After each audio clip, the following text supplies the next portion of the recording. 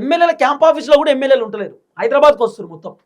ఎందుకు? జనాలు పొద్దుగాల లేస్తే ఎమ్మెల్యే క్యాంప్ ఆఫీస్లో ఎమ్మెల్యేలను కలుద్దామని పోతున్నారు. సమస్యలు ఉన్నాయి కదా ఊళ్ళే, మామూలు సమస్యలు అనుకుంటురా? మస్తు సమస్యలు ఉన్నాయి ఊళ్ళే. ఈ సమస్యలకు పరిష్కారం కావాలంటే ఆ నియోజకవర్గానికి నిధులు రావాలి. ఇప్పుడు ఎగ్జాంపుల్ మీకు చెప్తా. ఇగో ఏమంటున్నా నేను, ఇప్పుడు ఒక కాన్స్టిట్యున్సీ ఉంది, ఒక నియోజకవర్గం ఏది తిరుపతి, ఇప్పుడు తిరుపతి నా పేరు లడ్డు అనేటటువంటి ఒక కాన్స్టిట్యున్సీ ఉందనుకో. లడ్డు అనేటటువంటి ఒక నియోజకవర్గం. ఈ నియోజకవర్గానికి ఎమ్మెల్యే తిరుపతి అనుకో, నేను ఎమ్మెల్యే అనుకో, ఫర్ ఎగ్జాంపుల్ ఎమ్మెల్యే నేను అనుకో. లడ్డు అనే నియోజకవర్గానికి తిరుపతి ఎమ్మెల్యే. ఇప్పుడు ఈ లడ్డు అనేటటువంటి నియోజకవర్గంలో దాదాపు ఒక 3 నుండి 4 మండలాలు ఉన్నాయి. ఈ మండలాలకు గ్రామాలు ఉన్నాయి.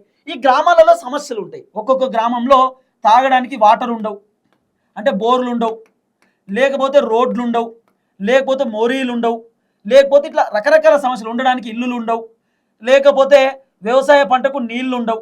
ఇట్లా మాట్లాడుకుంటూ పోతే చాలా సమస్యలు ఉంటాయి ఒక్కొక్క నియోజకవర్గంలో.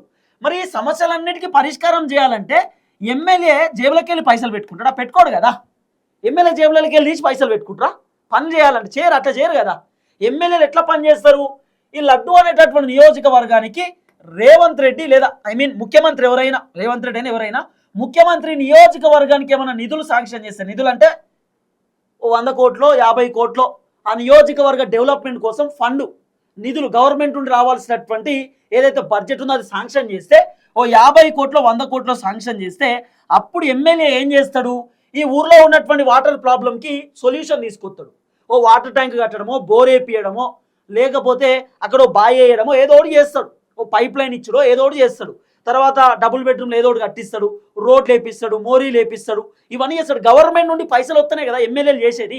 ఆ గవర్నమెంట్కి వెళ్ళి పైసలే వస్తలేవు. అప్పుడు ఏం చేస్తారు ఎమ్మెల్యేలు కూడా?